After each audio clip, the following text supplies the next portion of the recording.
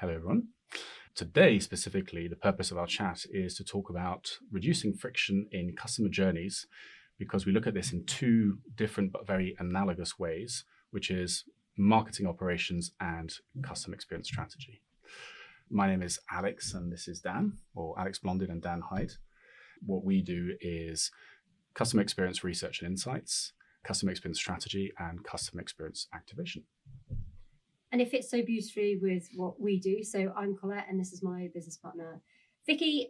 So we co-founded Context Marketing Consultancy, primarily because we worked in-house for a very long time and found that marketing operations was such an important part of the whole marketing process and some of the frictions that come again, marketing campaigns and how customers feel about brands in general, that we really wanted to make sure that we did something that really supported businesses as they move forward.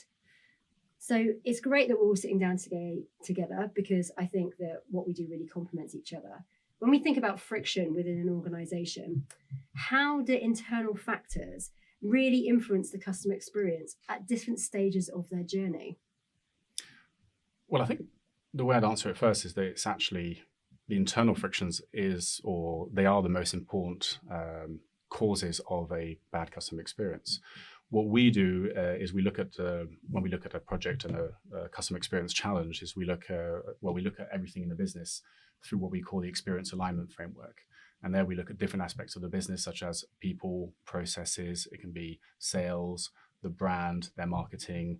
It can be also even their culture. Because what we find is that there are actually internal things such as silos, which are causing, effectively internal friction, which has a direct knock-on effect on the customer experience. So a customer, be it from a B2B perspective or even from a B2C, all they can see is the sort of the shop window and what's happening there. And they just go, well, either this is a great customer experience or it's a bad one. And often our clients are going, well, why are they reacting like this? Why are they not liking what we do, etc. And it's only when you say, well, actually, have you seen that maybe your teams are not talking to each other, or the culture is not at all focused on customer experience? These are where the problems are coming from. And often those are where the best solutions are as well. If you talk about marketing strategy, usually it's pretty easy to work out what needs to be done. Like on a platonic ideal, this is how the machine should operate. But it's the politics that creates the friction all too often. Budgets, resourcing. Who's taking credit? Who can't be bothered? Who's not interested? Who is interested? Who's too interested? Like all of these things. So we worked financial services a long time, and we found we were delivering loads of projects that were great in conception. And arrogantly, I will say they were marvelous in their execution. But at the point of delivery, they would often be handed over, and the client-side internal processes, in spite of them having asked for this, having signed it off at every step of the way, signed off the SOW, been through the whole Q&A process, the creative acceptance, once it was handed over, they didn't know what to do with it. No, I'll add to that what we've discovered being sort of the absolute, the gold dust is actually a lot of companies don't actually spend the time talking to their customers, but also they don't speak to their staff or to their other wider stakeholders. So a lot of this is happening with massive assumptions being made. So the way I talk about it is, you've got the person who's in charge of the project or in charge of the business is saying, well, I've heard this thing, it seems like a great idea. We should all do, like we were saying earlier, we should do a podcast. That's a great idea.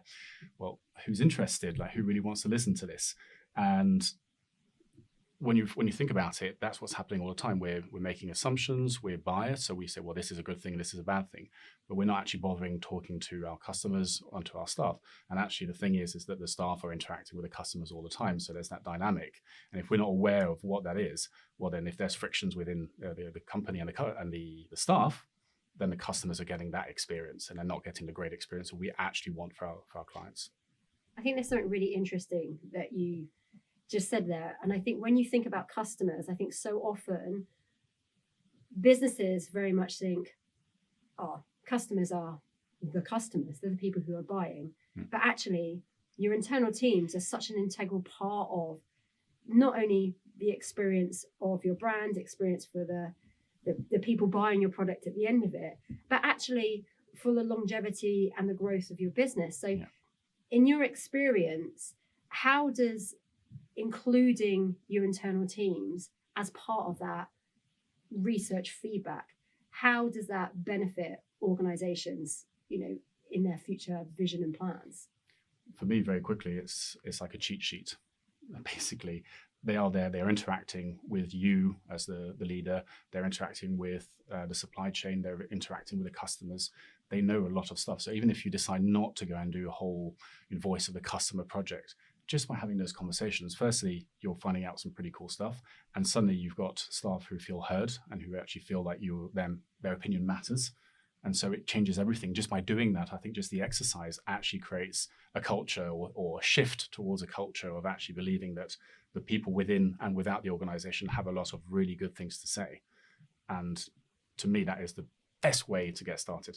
This is about understanding, all right, the best CX is delivered by understanding an organizational goal, big, hairy, audacious goal, whatever, and then aligning the needs of all the stakeholders in the value chain in the service of the delivery of that goal. So you've all sorts of different people, from your in-house teams that are running your business, from the people who run your marketing operation, your C-suite, your board, your third-party stakeholders, like your suppliers, the people who enable you to deliver the thing you're supposed to be doing. Now, if they aren't all aligned, that's the primary source of your friction. And if they're aligned in delivery of a goal that doesn't align with the needs of the customers, then you've got even more friction. I was going to say, it's really interesting as well, because we're looking at people from just getting their perceptions, but actually an area we haven't yet talked about is also around sort of skills gap analysis, because actually aligning that customer experience and customer journey to exceptional experiences that people are kind of looking to receive from brands now also doesn't happen if there's skills gaps within your teams. And I think from a marketing perspective, as things are growing, getting out of hand, you're introducing so many more channels and so many ways of communicating with audiences. If you don't have internal people or agencies that actually understand how to deliver those channels and deliver performance in the right way, you're also missing out on opportunities for business and brand growth as well. So I think, how do you look at that from an insights perspective? Okay, so the first thing I think is more of a, I don't know if it's an American way of putting it, but it's having the 10,000 foot view. I think that's what organizational leaders need to have. They can't be put in the weeds and trying to micromanage everything. It's not their jobs anyway, especially if you're a certain level of organization where customer experience becomes absolutely critical. I mean, it is for everyone really, but the larger you become, the more it becomes fundamental. But it's actually being able to look at everything, and as you say, is identifying where those problems are, there's the needs, the wants, and the pain points, again, from customers' perspective, but also from the staff perspective, and then seeing where those things are. So a crude example would be if suddenly you see that your marketing department is made up of a bunch of juniors and maybe your cousin who's just started in websites and he or she is doing the website. That's obviously a very crude way of putting it, but that's a massive red flag that there's a big problem. But also you need to be able to look at it in another way, which is, we think we've got some absolute experts, but things are moving so fast. What are the things that we already know that we're not going to know in even a few months that we need to be ready for? I think that's the other thing. It's not just saying we've got a skills gap, we need to plug that gap.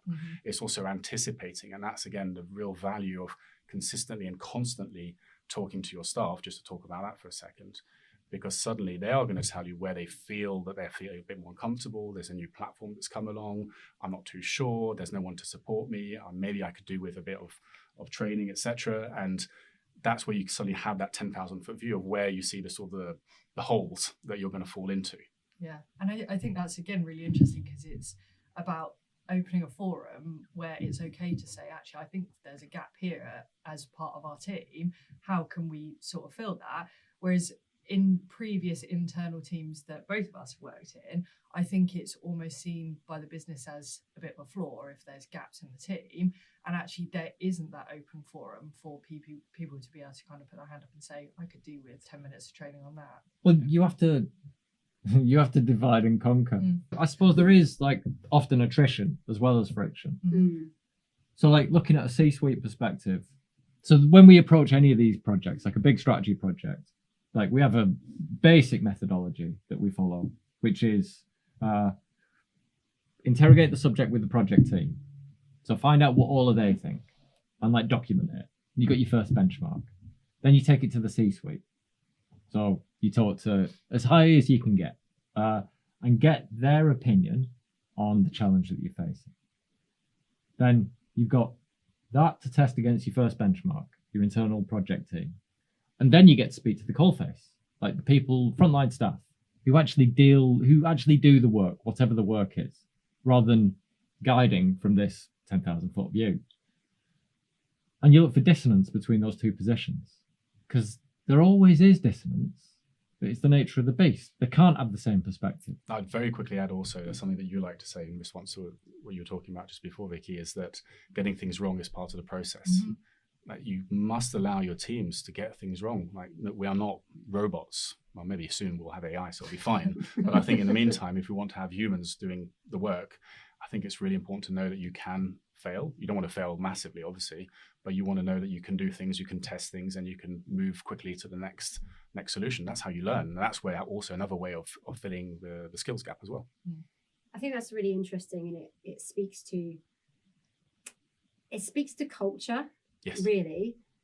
I think in our experience, and hopefully it's not everyone's experience, but we have found that quite often when you talk to people sort of higher up the food chain, if you will, don't necessarily understand the importance and relevance of marketing. They think it is just the end campaign that goes out. They don't understand the skills gaps. They don't understand the needs of the team. So, and when you're talking about that, about culture, how would you use some of the insights from some of the feedback you're getting from teams, plus the customer feedback, plus your senior marketing leaders, when you have to go to the C-suite who don't know, your CFO, who are only seeing the big marketing spends and not necessarily seeing all the sales that need to come in? When you're talking about an ops director who is only looking at, production or so things, how would you use your projects and use your research and your findings to help start influencing some of those C-suite who can start going, oh, actually, there is more importance that we need to be, because quite often skills gaps aren't addressed because importance is put on the budget to pay for people being in that team. 100%. You have to find out what interests them. That's that interrogation piece. Find out what's going to tickle them and give it to them. It's the politics piece as well.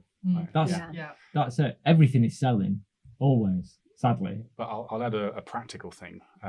One of the research tools we use, we upload the videos of the interviews that we do with, be it the staff or with the customers, especially the customers. That's where it really works. And you can actually extract key things that they're saying. So you can sort of cut and paste together a whole string of customers saying how crap this is or how great it is. Obviously, it can work both ways. There's nothing more powerful than an actual person, as long as they've given consent, of course, for their video to be used.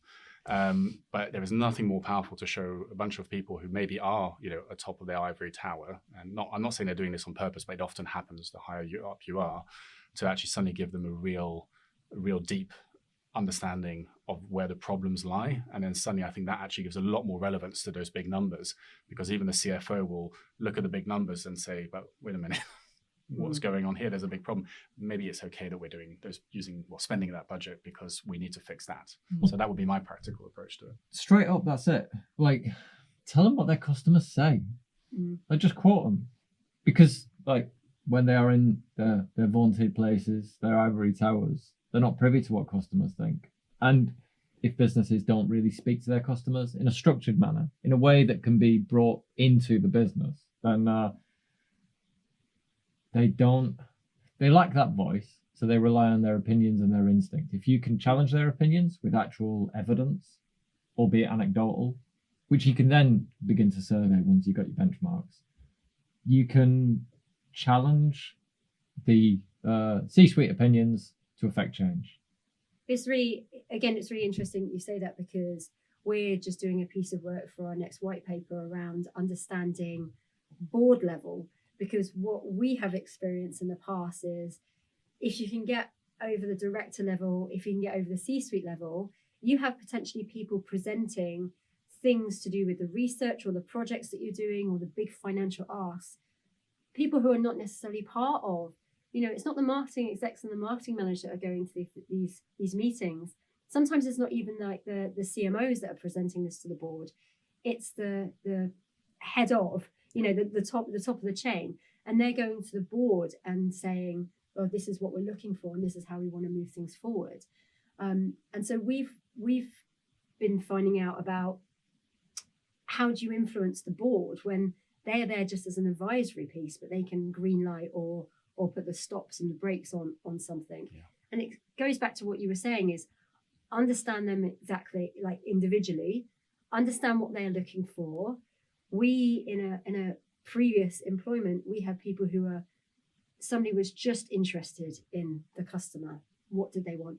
There was somebody else who was only interested in what impact are we making as a business in whole.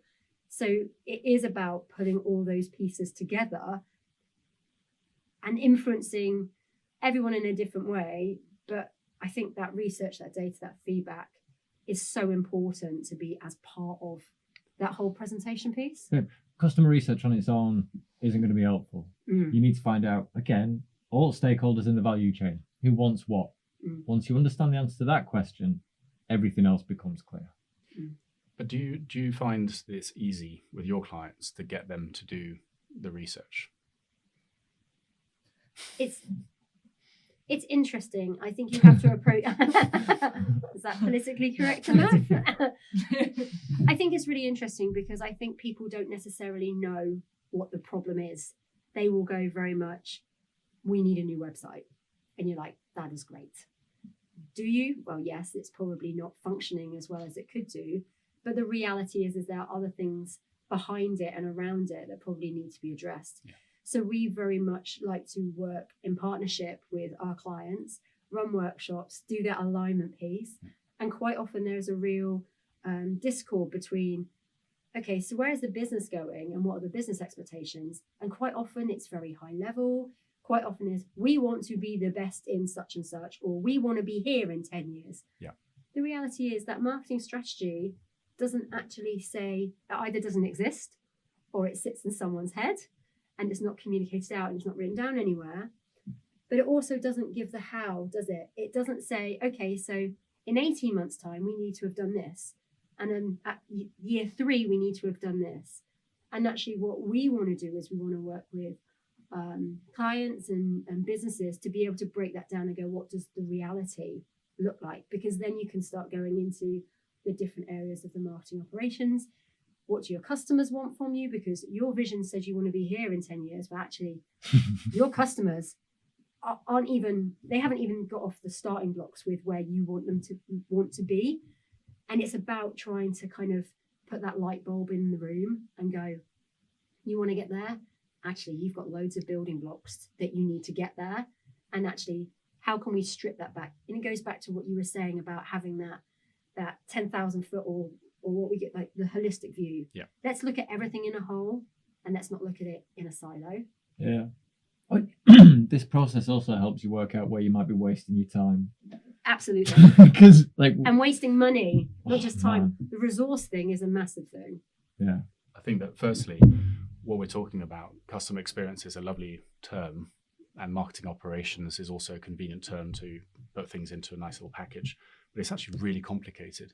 And I think it's also our responsibility to communicate as clearly as possible, why these things are really important and why they are going to make your life easier. It's not about, what I worry often when I talk about the subject is, these people, they haven't all understood it. We know that the value of research is so much more, you put £1 in, you get £10 out, whatever the metric you want to put into it. But we can't assume that, again, getting things wrong is part of the process. It's up to us to help and guide and mentor them just as much. We're supposed to be their partners, not just someone who's going to invoice them, do a bunch of research, and then spit out a report. It has to be far more, it's far deeper than that. I think it's fundamental to their business. And I think also to come back to why I think we've come together to do this podcast, or at least this first episode, is that I think we agree that once you know your customers, your staff, your stakeholders, and you actually start getting that picture, I think it makes everyone's life easier, including what you guys do as well. Because suddenly, rather than having to do the guesswork or best practice or whatever you want to call it, suddenly I think you have the playbook to go, right, here are all the problems, here are the needs, the wants, the pain points, here's how they all interact together. Okay, well, now I can see exactly how to move forward and build the right thing for this organization.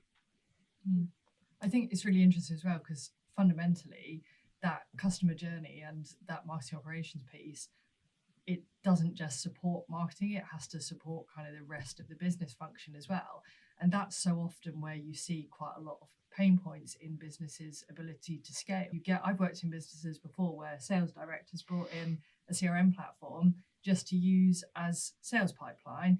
There's no marketing attribution able to be done at the front end. So when you have to go and retrofit that bit at the front through your CRM platform, through your other bits of technology, as a bolt-on, it kind of doesn't work so well. So actually, I think it's not just about sort of that marketing operations and the customer piece. It's about, can we look holistically at where the business wants to go and where it wants to grow to, and then say, actually, how can we support that with not just people and process, but the element of technology as well. So we don't just sit with these departments in their own silos, they actually work together as one. And I know it's a little bit controversial, we probably don't need to go down this rabbit hole too much, but I think until businesses stop rewarding sales teams or sales individuals on kind of that individual commission basis, you don't truly get customer centricity and you don't deliver customer experience that's valuable.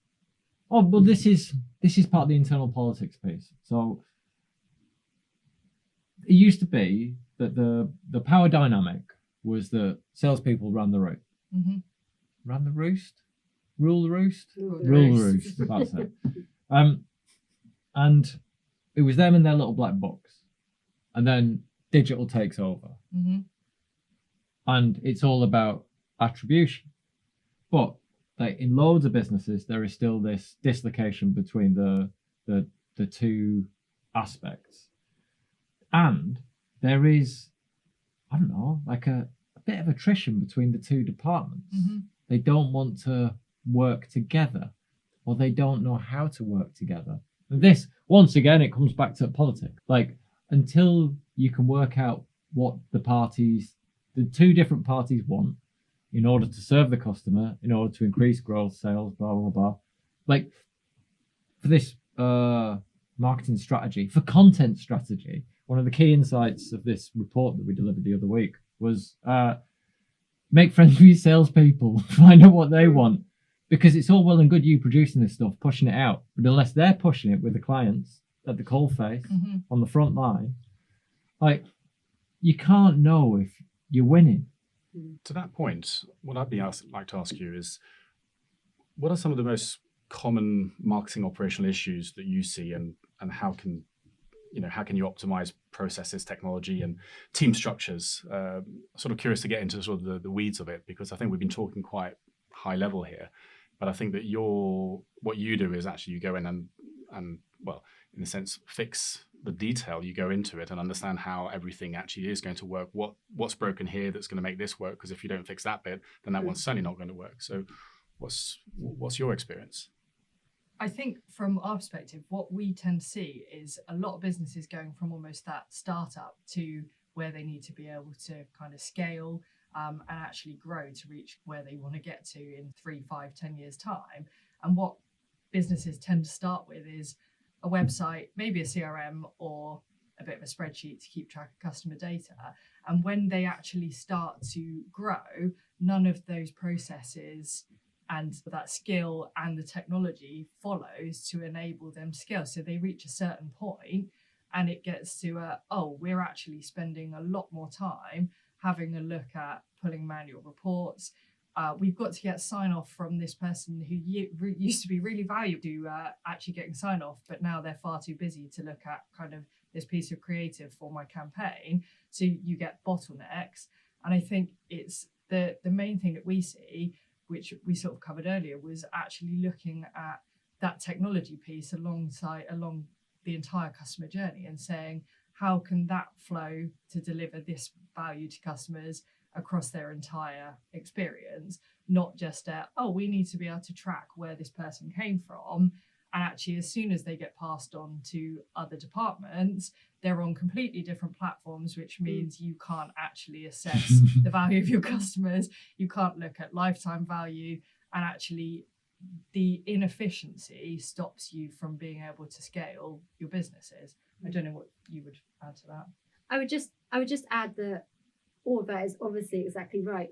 But the reality of the result of that often is that the customers feel that, so if, for example, you are interacting with somebody on a social media platform, and then you fall into a CRM, and then you go to a sales team, if you don't then have a process that goes, okay, we can't sell to this person right now, but they might be valuable in the future, who does that customer belong to, and how can you nurture that relationship? Does it go back to marketing? Does it go back to sales? And I think the reality is I don't think it really matters who it goes to, but actually it's all about what do they want. They might not be ready to buy, a house or a big item product, or whatever it might be, but they might be ready in 6 months, or they might be ready in a year's time. Do they need to have sales messaging every week, every 2 weeks? No. But actually, why were they attracted to your brand? What do they love about you? What would they find valuable? And actually, the reality is that retention and that nurture program is so often lost as part of the whole process. So what we like to do is we like to kind of explore that. And a real top tip for anybody would be do a RACI model. Who's responsible, who's accountable, who's going to be consulted, and who's going to be informed. And it's not just about a project. It's great for a project, by the way. If you're not using a RACI model, absolutely use it in a project. But actually, in reality, you can put that against the customer journey and be like, who is responsible for the customer? Who is accountable for them? Who's going to be consulted about them? And who's going to be kept informed of where they are? And the reality is they might flow through different departments at different stages. They might be hot, cold. They might be just lukewarm at some stages. And everyone's going to be different. And you need to make sure you have the processes and the technology and the platforms in place. But you also have to have your teams aligned to be able to know, Dave is mine now. Oh, no, actually, but I'm going to lovingly hand him over to you guys. And actually, do you know what? He loves this, but he doesn't like that. So don't talk to him about that. So just to add to your point, I think marketing by default become customer guardians. They're the ones that run the activity, that bring them in. And actually, marketing are then really concerned about kind of how we can keep them there. But actually, as soon as they get passed off, it's often that lack of process and the lack of understanding of how they should be nurtured until they purchase, until they repeat purchase, and hopefully become advocates, that is often missing from businesses. And I think, as everyone knows, it's always cheaper to keep customers than it is to go out and continually find new ones. Yeah. Well, the two words that you use there, responsibility and accountability, they've been implicit in the conversation up to this point, but not explicit. They should be much more explicit, because the situations you were describing before with the person who has responsibility for sign off, who's become a bottleneck, but is not accountable for becoming a bottleneck. It's a pain in the arse, isn't it? Yeah. Yeah. And debilitating. Yeah. Part of what we do usually is the interrogation process, looking at the whole value chain, is looking at where responsibility and accountability lay, and where they are supporting or unsupporting, where they're creating problems. And if people know the difference, because there is a difference between being responsible and for the accountability. And I think people lose sight that they are a different thing. And actually, if you are responsible and accountable, then actually your role is much bigger, and actually you should be so much more involved in part of it. But can a CMO be responsible and accountable for customers or particular projects because they are strategic? Well, they're supposed to delegate responsibility. And why have a dog and bark yourself? Absolutely great example. But I think then when you're looking at how CMOs and senior marketing leadership can be supported, it's about how you can help make that break between that. Because I think customers really feel it when like internal teams are too small, that hasn't been separated, they feel lost, communication dies down, and I think there is definitely something in the work that you guys do about, you know, interviewing customers and internal teams as well, to then be able to build it as a package to go, you know, hi CMO or director of marketing, actually this is where there is that friction and it's being felt externally, so how can we help you as part of this wider project take that step away? It might be the fact that their job role is too big or they need extra support, but I think that's both of our consultancy's responsibility as part of our responsibility, our racing model, to be able to support, you know, marketing leaders get better. And I'd add to that also, it's really important to not just, in a sense, take at face value what the client tells you. Because again, I'm not trying to be saying like they don't know, but sometimes you don't know what you don't know. And you make assumptions that, for example, this is the person who's responsible and this is the person who's accountable. But we, as the consultants coming in, having those conversations, exploring, you know, digging, looking at different things from different perspectives as well, I think that's often we come back and say, well, again, it's that gap that we often talk about is, you think that the state of affairs is this. We've spoken to everyone and we've found that actually the state of affairs is completely different. And that, I want to really insist on it, it's a really positive thing. It's really good to know that you got it wrong. It's not a bad thing. It's, as I said, getting things wrong is part of the process, as long as you fix what you're getting wrong, obviously. And that's the whole point.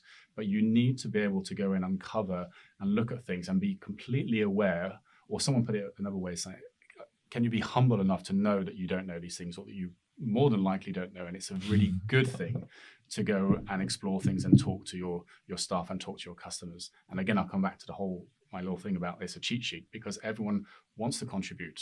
Technically, most people, they work within a business because they want to do something that's fulfilling, that they like. Not everyone's, it's not the case, but most people want to contribute and give you some ideas, some insights, some new ways of doing things, or things that you'd never thought about. So why not go and talk to them? Because they will give you everything that you need, by and large. And I think that's where the power, we've gone this whole time so far without mentioning data as well. Yes. And I think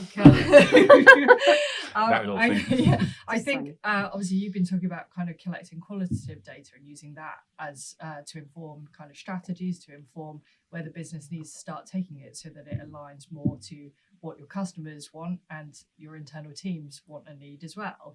But actually then aligning some of that marketing operations stuff, so the people, process and tech, actually then allows you to start looking at quantitative data as well. So you can start matching up some of the behaviours with some of the research that you guys do.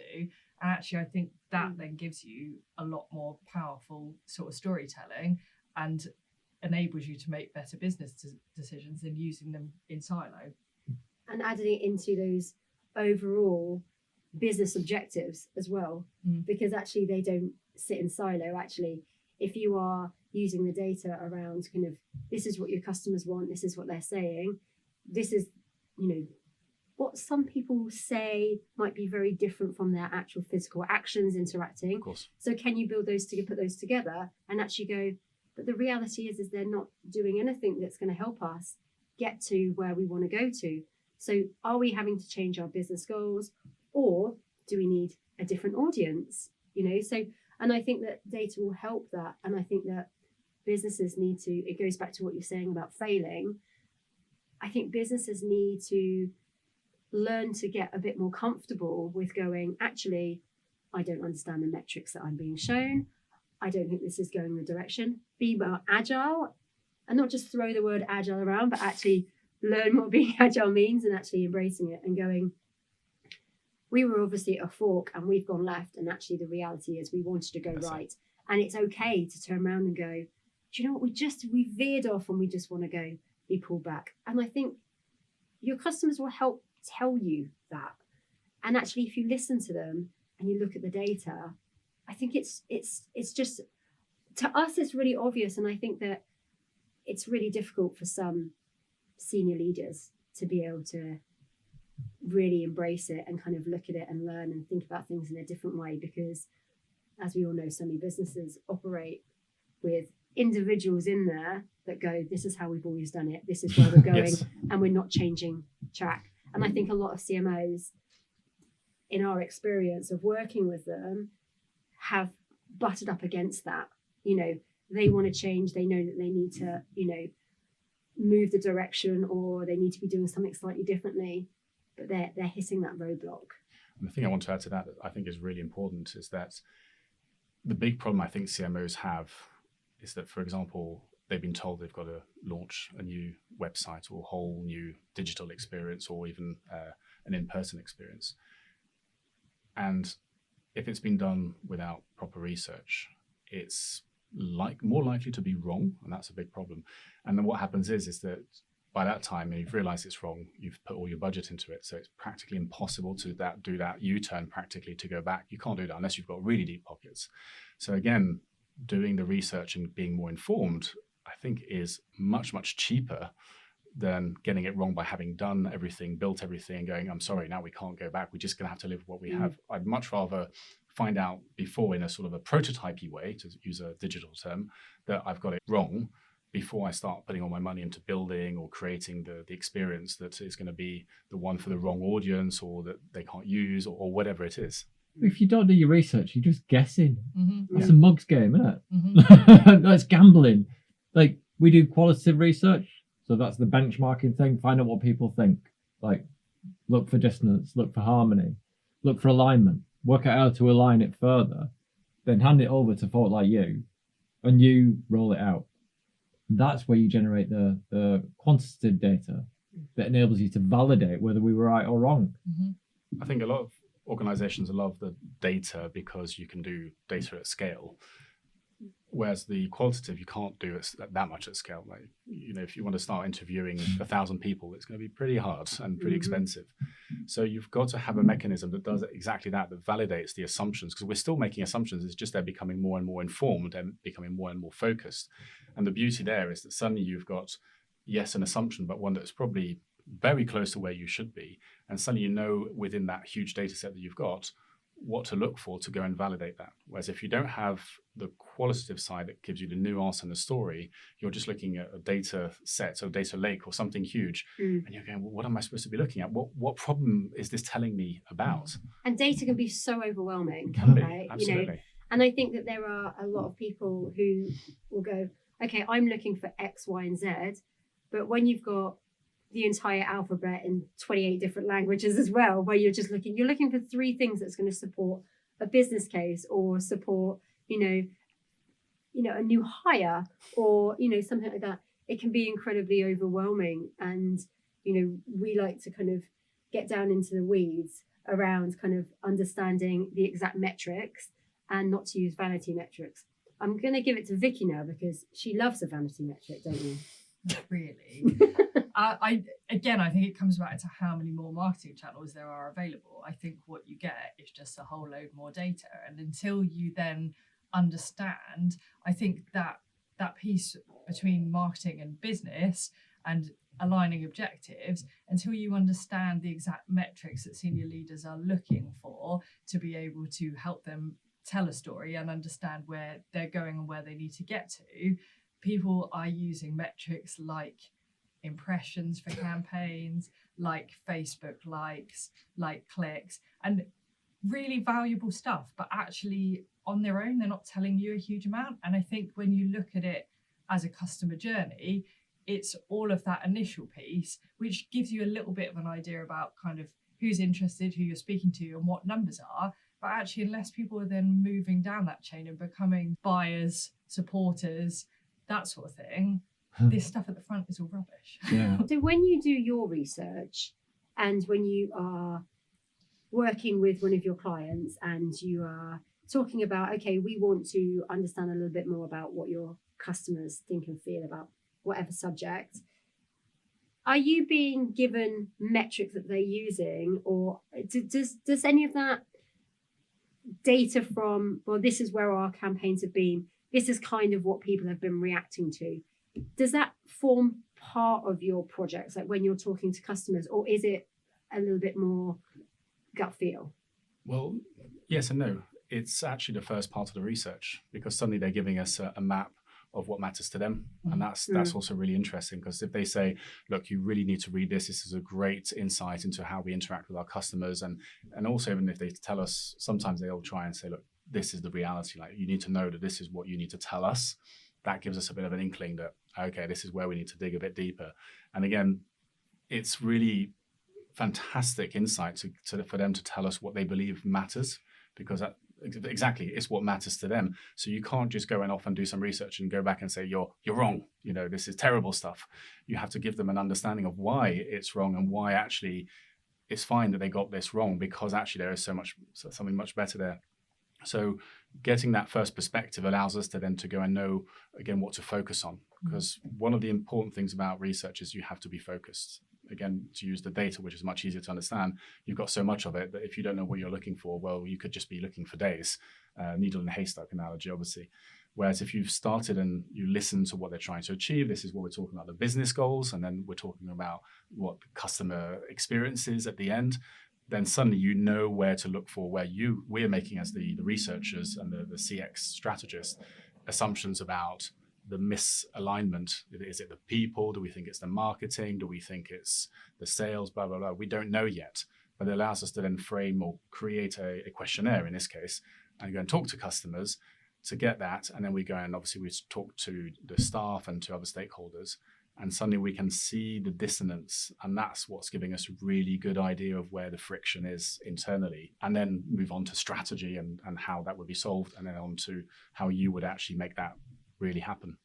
Of course, that speaks back to, we don't know what we don't know, right? So actually you could be being given something. We've experienced it in the past, where you're given something and you're like, this is what we need to do, and this is where we need you to focus. And you can look at it and you can go, well, I think this is part of the story, but actually when you dive down into it, actually there are 26 other parts to that story as well that actually you probably need to lift up and include into it. Yeah, I think the thing is that it depends on the organization and how it's set up. I think that there are a lot more organizations now who know that that's no longer the way to go forward. You cannot go and impose. If you're spending money with people whose job it is to do this, why try and force feed them a certain perspective? Actually, you want to sort of sit back and let them take you through an experience of going, right, where do you think the problems are? Great. And what do you think the solutions are? Great. Now, are we all in agreement that we're going to go and challenge these assumptions? And usually the ones who are the most successful are the ones who go, yes, of course, this is why we're here. We absolutely must challenge our own assumptions to go and find out where the real challenges are, or the real friction points are. Great. I think it then comes back to who your audience is as well, because we've done a lot of work kind of retirement industry, and some of then the offline collateral is really, really important. Yeah. And actually it's then about how you can put a measurement on kind of the effectiveness of that piece of collateral and that piece of content as well. But I think it's obviously much easier to do with kind of digital channels, and you then actually have much better data and insights. So if you're then giving that information back and it's not being listened to, there's only sort of so much you can do about that, really. Well, I think, so if we're talking about technology, you've got to use the thing that's appropriate to your circumstance. Mm-hmm. So we've got 2 stakeholder engagement projects running at the moment, in which we borrowed from experience working with the healthcare industry to mix up like a digital content hub with SMS content delivery. So send people text messages, because everyone's got access to at least a smartphone some of the time. People open their SMS. They don't necessarily open their email. And in many cases, they won't open their post. So you pick a thing that you can create the means of tracking, because just stick a UTM on your URL, jobs are good, and you can track how your engagement is working. You don't necessarily need to have individual ones. If you're running a campaign, you can just look at the shape of interaction and engagement, but you pick something that's going to work for the people. I think we're ready to wrap up now after this. So what would be what would be our combined recommendations for anyone who's listening to this? I think if you have any first thoughts, I don't know, top tips, lessons learned, or recommendations, what would they be? I think if you're going to start from the marketing operations side, it's about actually using some of that quantitative data to identify sort of where some of your customers are falling out of that journey. If they're signing up on your website but not going any further, I mean, I know sort of cart abandonment and things on for e-commerce is quite a good metric. And actually, why are they falling out? Is your form too long? Is your process too clunky for them to complete? And actually, it's starting to sharpen up some of that so that all of the touch points your customers are getting to are actually kind of running seamlessly, and you're not putting barriers in the way of them converting. Obviously, saying that without people potentially being able to do qualitative research, I think using quant across your customer journey, there are things that you can start to see and start to tighten up as well. And I think then looking at your internal processes, and we've just recently worked with a client where we've sort of gone, let's write down a whole list of questions that your customers might be throwing at you. If somebody's coming in with that question, how are you answering it? Who's in charge of picking that up? What happens when you do pick it up? And what do response times look like to actually start to deliver value back to your customers? So they're going to go away and go, oh, actually, they resolved that for me in quite a good way. I'm happy to sort of engage with them again, rather than them getting frustrated, which is what happens when you interact with quite a lot of brands nowadays. Absolutely agree. I think when you are looking at marketing operations, I think you need some quick wins to be able to then go on to doing more in-depth research projects, like, you know, talking to your customers and then reviewing kind of all the other things. So my first thing would be have a look at your marketing strategy. It's probably been written, or it might be in somebody's head. If it's in somebody's head, get some points down, but look at your marketing strategy, because it's probably buried in a folder somewhere that you probably haven't looked at, and just make sure you realign. I think do an audit of where you are, an honest, anonymous audit as well.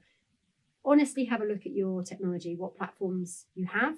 You might be surprised that when you sit down and take 10 minutes out of your day to start listing all the platforms, you don't just have 2 or 3, you possibly have 7, 8, and 9, and you don't know whether they're talking to each other or not. So take the time to do an audit. And the third thing is take the time to talk to your team. Have a look at different channels that they're communicating on. You will be able to get, as a CMO or as a director of marketing, you'll hear the bits and pieces that they're talking about, but it's not just your marketing team, your customer service team. They're going to be hearing and seeing all the responses and all the queries that are coming in. That is such a huge part for marketing and sales. It's the aftercare and the retention. So I would just say, go and get your live chat data, and maybe go and talk to your customer service teams, because that will really help you with your marketing growth as you move forward as well. So there would be my top 3. What about you guys? Talk to everyone. Like, don't be afraid. Like, bad news isn't bad news if you're fixing to fix it. Like, it is useful information.